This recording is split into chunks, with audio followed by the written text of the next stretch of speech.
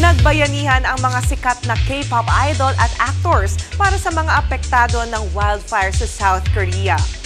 Ekta-ektaryang lupain ang tinupok ng hindi pa rin naapulang sunog doon.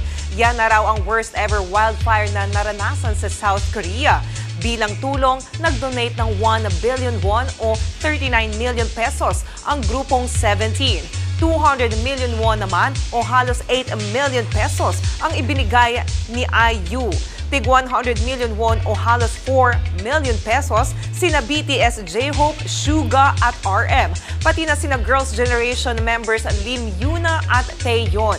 Nag-donate din sina Byeon Woo-sok, Lee Jong-suk, Bae Suzy at Kim Ji-won. Mga kapatid, Jania Lipon po, laging maging updated sa latest sa entertainment and lifestyle para maging una sa balitaan. Bisitahin at mag-subscribe na sa social media pages ng News 5.